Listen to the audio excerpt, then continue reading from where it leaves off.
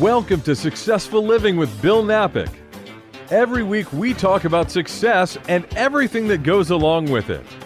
You'll learn the principles of success, how to achieve success, and learn to overcome challenges that may be getting in the way of success in your life. You'll hear from Bill Napick, a radio personality and business development expert, along with insight from special guests.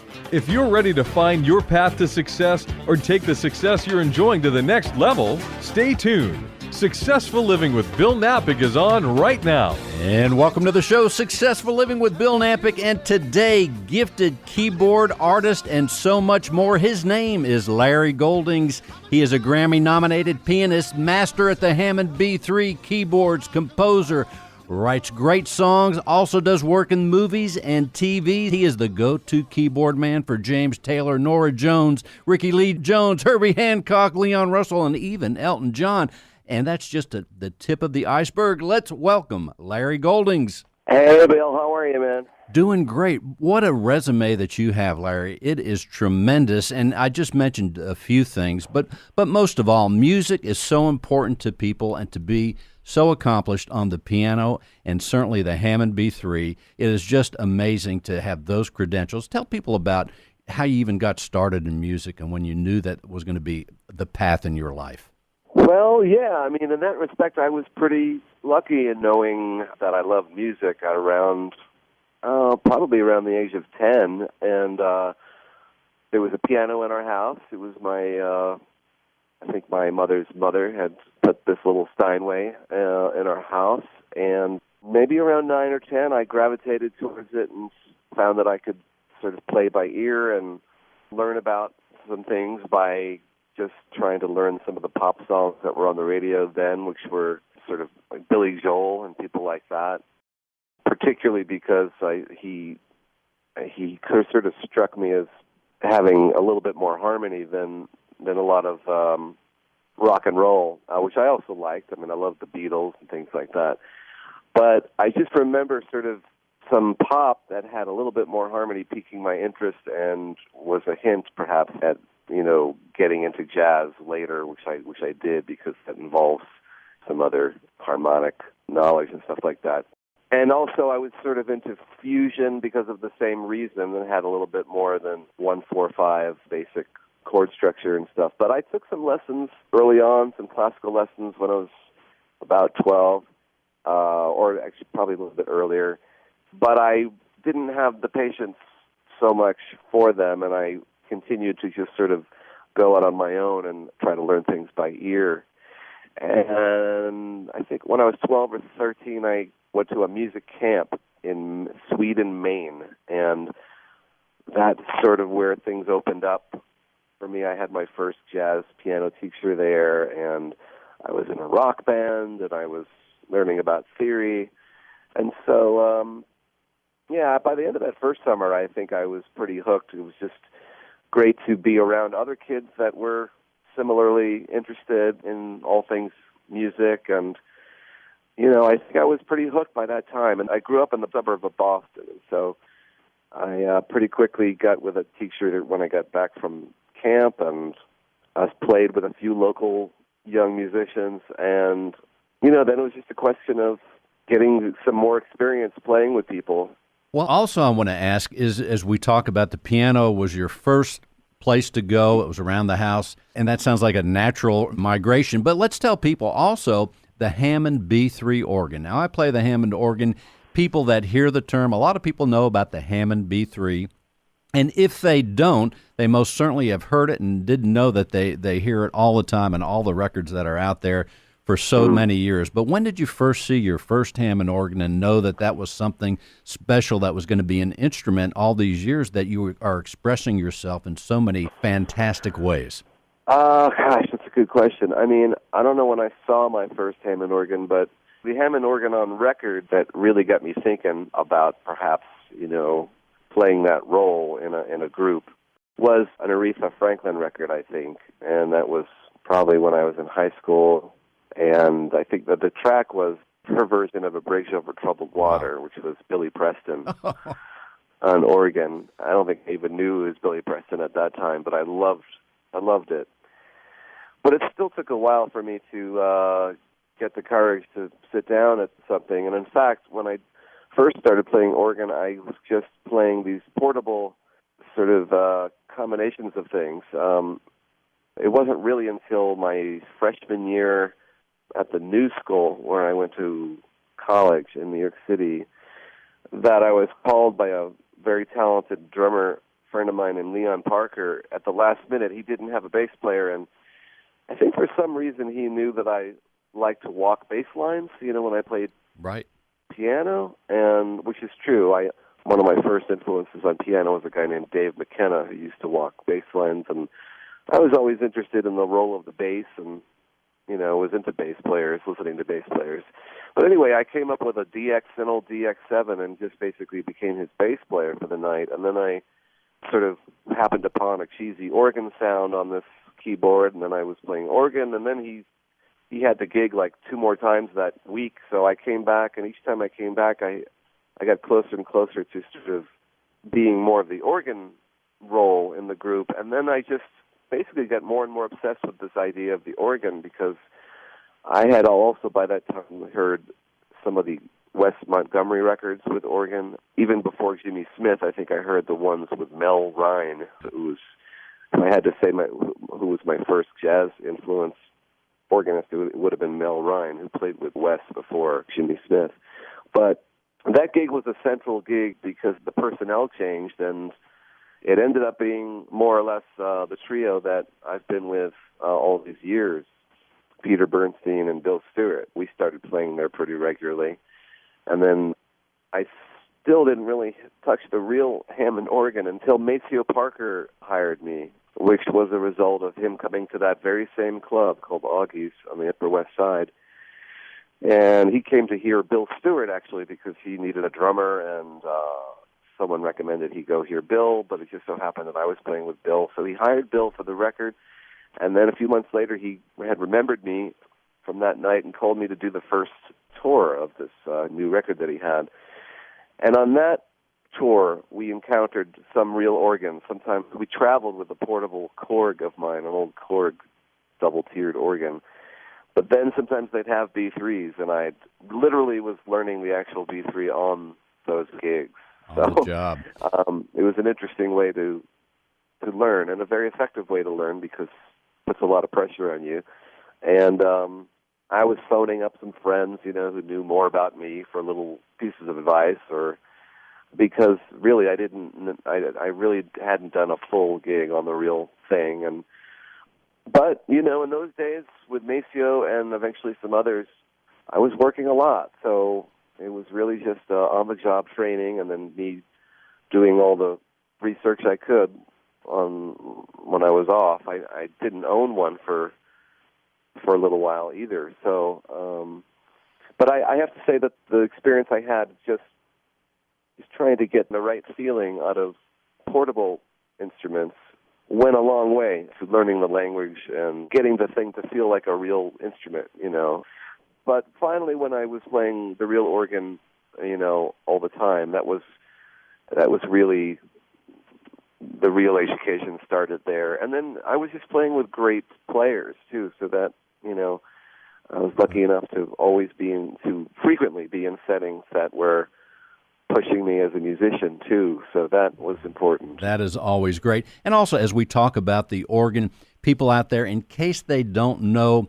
when we say Hammond organ, we're going to play a bit of a song that you sent to me. Louisa is the song. We're going to play a little bit of that. And when people hear that organ sound, they're going to recognize it in so many different other things that have been out there. But let's play a little bit of this, and you can tell us a bit about your inspiration on this song from Larry Goldings. Go to LarryGoldings.com. Louisa.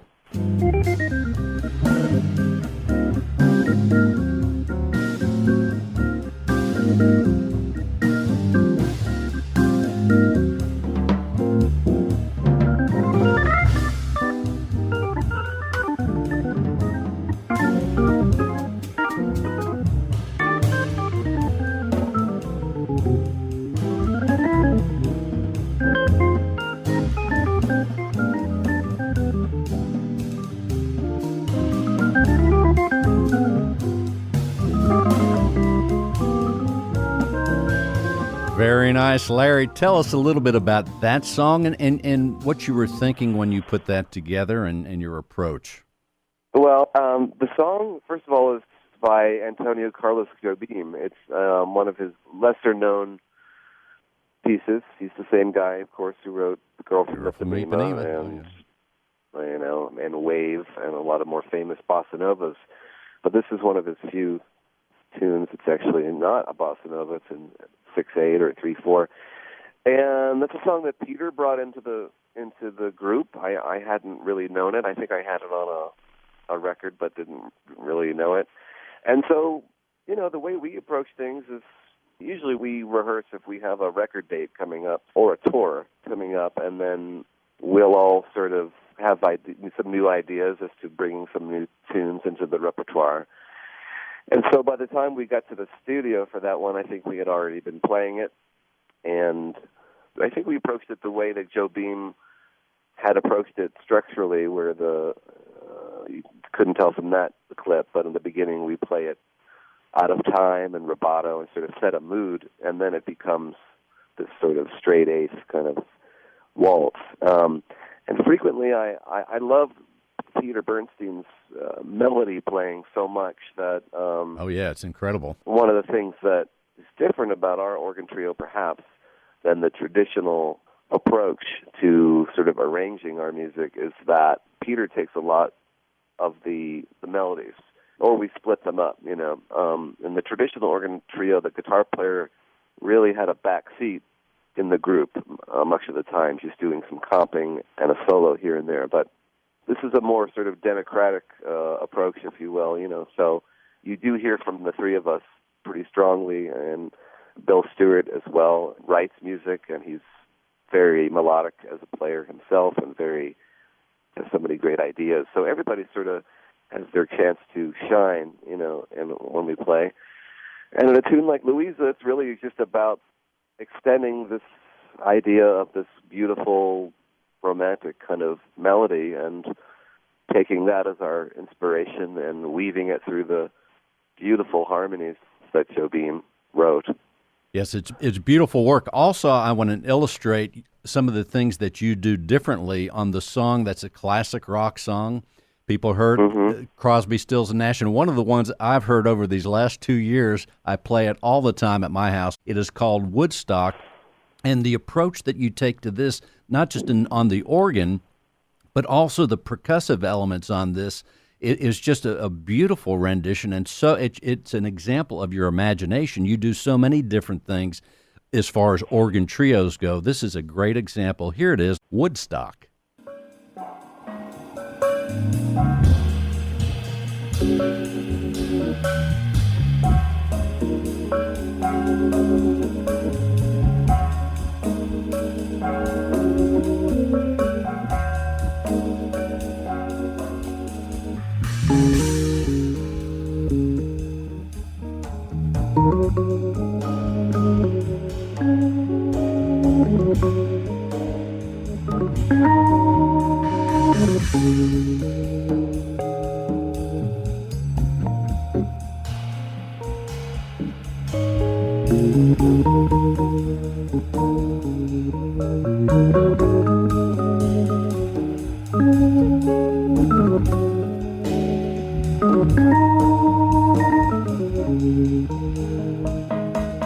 That's unbelievable, Larry. And each note flows, but also it's as if you're taking care with each note to put it forward there and making a statement. And then the percussion in the background. What an imagination that you and the team put together there. I love that. Oh, thanks, man. By the way, the record is Moonbird. Great singers become the inspiration, and a real inspiration for when I do play the melodies or when I improvise, because I think ultimately instrumental players are or should be thinking about singers, or thinking about what a singer does emotionally and with their phrasing. I always felt that that's sort of what instrumental players are ultimately going for, whether they realize it or not, is something that has the quality of a great vocalist. And so I've always loved Joni, and I do remember writing out as best as I could a chart for myself where I was transcribing her phrasing of the different verses. I didn't want to just completely be on my own and not refer to her, because that was my original inspiration. And the song originally, to me, has sort of a slightly mystical kind of quality with the type of chords she was using, sort of open kind of modal chords she was using I think she was playing the World Star electric piano on the original recording. And so, those are the type of things that give me the idea to maybe do a cover of it, but there's always very strong elements of the original that stay with me and that I think deserve to somehow be kept in the our arrangement, just because I try to think about what is it exactly that's inspiring me to cover this song. And, in that case, I think it was just the mood that she sets up in the beginning of her original recording of that, and just her vocal performance, the lyric. And so I think when we started rehearsing it, I sort of went for that type of mood, and I think that in turn inspired Bill to say, hey, let me get these, I have these weird gongs that I got a few years ago, maybe I'll set those up. And so, one musician gets an idea from another musician, and any idea that these guys have are usually great. So I just let Bill go for it. And then, as it turns out, that really did influence the whole mood of that piece, which I think was just an extension of what I was getting from Joni's, original recording. Right. No, it's so beautiful. But also, another thing, I believe the album is Sweet Science. Again, you take a unique approach. It's almost as if you were to think about it in terms of a painter, you're kind of like do what Jackson Pollock did with paint, like on the song, I think it's called Lookout. And, I mean, it's just so imaginative and refreshing to hear the Hammond, because the Hammond has such capabilities, especially in the hands of a master like yourself. Thank you. You're right. Even as recently as a few nights ago on stage, I discovered something that I hadn't tried before. And, that continues to happen with the organ. And I think if you're an open person and never quite satisfied with where you've gotten with your instrument, I think that should always happen to some degree. There should always be, I think, if we get too comfortable with our instruments and with our ability to do things, I think that's when we stop growing. And the organ, for sure, like you say, in terms of the colors and the thing, I didn't talk too much about the organ for our listeners, but the other half of the organ experience that has so much to do with the sound is this speaker, the Leslie speaker, that is almost always used with the Hammond. And so there's the organ and all the drawbars and all the colors you get from that, and the expression that you can get from the volume pedal and the drawbars. And then there's the Leslie speaker, which has, as you know, two speakers, one a tweeter on top that physically spins around and has sound coming out of one of the sides, so that when you spin it slow or fast, you get what's really the Doppler effect, when the pitch is being bent by the movement of sound. And so it's bizarre that effect has this sort of hard to describe, but sort of emotional kind of effect on the music. So that's another instrument in itself, in a way, is the way it really is that you use the speaker. And Larry, say with the last 2 minutes or so, what would you have people know about you and your work here for the rest of the year, or what you're doing? What would you want people to know?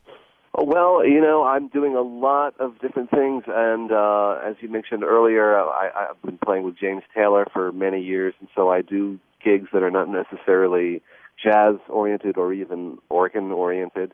But this year, something new has happened, and I was asked by John Mayer to go on the road with his group.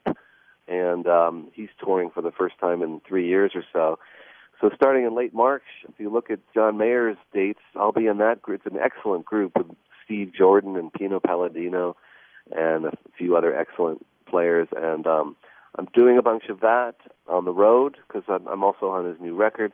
And then we're mixing our most current record with Peter and Bill, and that's going to be a record called Toy Tunes, and hopefully will come out in the next 4 months. It's on the Pirouette label. So you'll see that. And I'm touring around right now with John Scofield for his record he just got a couple Grammys for called Country for Old Men, which is covers of country songs. And I'm still writing music, collaborating with different songwriters and artists, and nothing in the movie world right now, but I'm continually pursuing. Although I've got a lot of music in this season's, it's about Masters and Johnson. It's on Showtime, I believe, and a bunch of piano trio tracks were licensed for that show. So if you tune in, you probably won't hear it very well, but usually in the background quite a bit. So I'm doing, sort of as usual, keeping it as varied as I can. Very busy. Larry, you're doing great work. You have a fan here, and I would encourage everyone, if they have not seen or picked up one of your albums, go to LarryGoldings.com. They could stay up to speed with your concert schedule, and they could check with John Mayer starting in you say March or May? Yeah, late March, start with John. There you go. And, you can find out all that stuff from my website.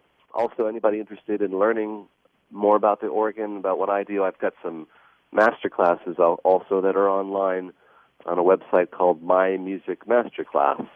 In fact, a friend of mine that plays the piano alongside of me at church asked me about if you had any kind of training, and he will be listening to the show. Also, he said that on a live version where you play How Sweet It Is to Be Loved by You, the James Taylor song, he says that was the most incredible piano work he's ever heard, and he's pretty good, too. Oh, that's really nice. That's very nice of him to say. That's been a great experience as well. Well, very nice. Ladies and gentlemen, the one and only Larry Goldings. Go to LarryGoldings.com. You have been listening to Successful Living with Bill Napick. We're going to reach out to Larry again and catch up with him down the road. Thank you for listening. Successful Living with Bill Napick and Today with Larry Goldings. Thanks for listening.